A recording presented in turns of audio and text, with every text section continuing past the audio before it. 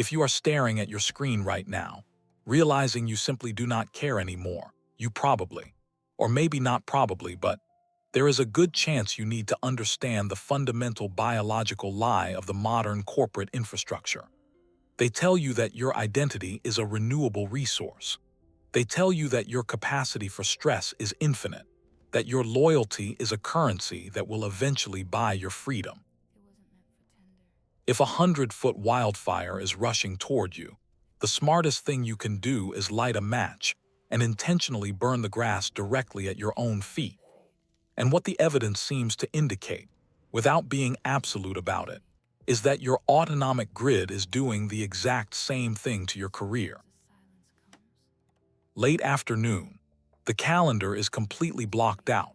Someone on the executive team is talking about aggressive fourth-quarter targets and the absolute necessity for everyone to lean in. You mute your microphone, you look at the spreadsheet. There is a very specific tightness sitting just behind your ribs, not panic, just a dense, heavy absence of momentum. You close the tab, you don't reply. Society has a lot of words for this. They call it a hostile withdrawal. Management calls it an engagement crisis. But observe the actual physics of this behavior. You haven't lost your drive, and you certainly aren't lazy.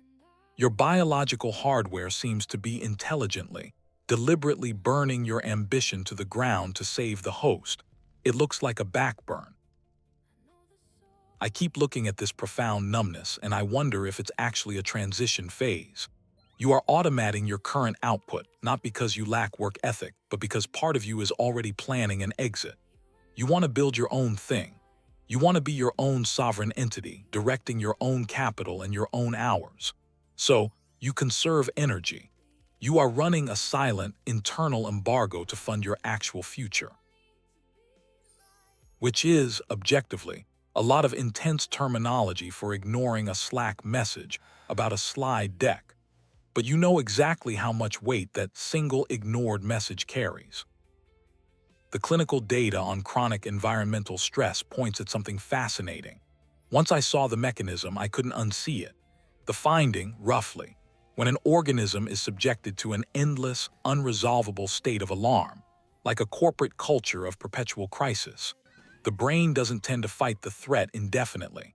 It doesn't keep pumping adrenaline into a void. It initiates a mandatory power down. It severs the emotional tether to conserve the somatic ledger. Which might explain why your sudden apathy doesn't feel like clinical depression. It feels like a fiduciary self-defense measure. And this is the part that I've thought about how to say this. I still don't have the version that does it exactly right. But here's the closest. We have to look at why the fire feels so threatening in the first place. Why are you numb? Because your body is starving the fire.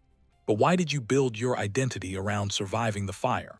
Because somewhere along the line, you decided that struggling, grinding, and surviving the Inferno was the only version of you worth keeping. You haven't just starved the company of oxygen. You've starved yourself of the belief that you are allowed to exist outside of a crisis. You don't know who you are if you aren't actively surviving. Your internal hardware ran the numbers, and we need to talk about what exactly those numbers are, but first, look at the environment. The environment demands you fight a crown fire, an unnatural, endless blaze of manufactured urgency and synthetic milestones. The system engineered the Inferno, the sudden pivot in strategy, the weekend alignment calls. Every quarter the flames get higher. The pattern was built by circumstances. It's maintained by habit. The system built the fire, yes, but the mechanism that keeps you standing in the flames, that is maintained by what you choose to hold on to. And you are the only one in a position to ask that mechanism to step back. The environment built the fire, but the fuel load is something we actively gather. We are told these things are the rewards for surviving the heat, but they aren't rewards. They are highly combustible dry brush. It's 10 p.m. You are looking at a Zillow listing for a house you don't actually want, trying to medicate the stress of a job that is draining you. You check the monthly payment calculator. Your jaw is tight. You are actively gathering fuel.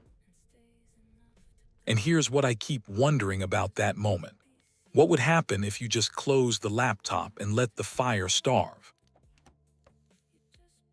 You didn't look at the heavier car or the bigger house because you simply love luxury. You looked at them to build a physical barrier between you and the fear that you are falling behind. But the barrier is made of kindling. We chase this undefined metric of success. But success has no definition. The human brain is wired for infinite desire. You make $1 million, you want 10 million. You build a company, you want an empire. You reach the peak of one mountain, and immediately your vision locks onto the next peak, convinced that the next one will finally be the one that lets you rest. Outsiders look at you and call you successful, but internally, you feel like you haven't even started. The math is violently negative. You are trading your non-renewable biological time to protect a collection of wooden mansions you barely have the energy to live in. That is a velvet cage, and the bars are made of your own monthly expenses. And then you just go make dinner, and the world doesn't end. The company keeps running. This isn't about burning bridges. Protecting your inner peace requires a lowered threshold, but it does not mean abandoning your professional responsibility. You are still at the company. You still do the work well. You deliver the projects. You maintain a good impression because that is simply how a professional operates, and leaving a clean wake is important. It is a matter of self-respect. But there is a massive difference between doing your job with excellence and letting your job consume your identity. You stop offering your deep-seated fear of falling behind as kindling. By completely withdrawing your emotional oxygen from the workplace, you create a blackline. When the main wildfire hits that scorched earth, it stops. It has nothing left to consume. It hits the blackline and dies. The fire requires your panic to sustain itself. When you refuse to panic, the dynamic shatters. And this one is harder to say, for reasons I'm still working out. But true autonomy is mathematically tied to how little you actually need to function. If you didn't have the financial pressure, you know exactly what you would do. You would travel to places you've only seen on a screen. You would let go. You would finally let yourself, your partner, your children experience the profound, quiet happiness of just existing without an agenda. Luxury is no longer a title. Luxury is anonymity. It is the quiet, radical act of needing less. If there is someone in your orbit who is quietly drowning in guilt because they think they are losing their edge, you don't need to explain this to them. Just let them see the physics of the fire. They will recognize the flames. You will probably still log in tomorrow. Not because you don't understand this, but because recalibration takes time, and the physical brush doesn't clear itself overnight. But I keep wondering, what is the version of you that exists when you finally step behind that blackline, completely untouched by the heat? The match is already in your hand.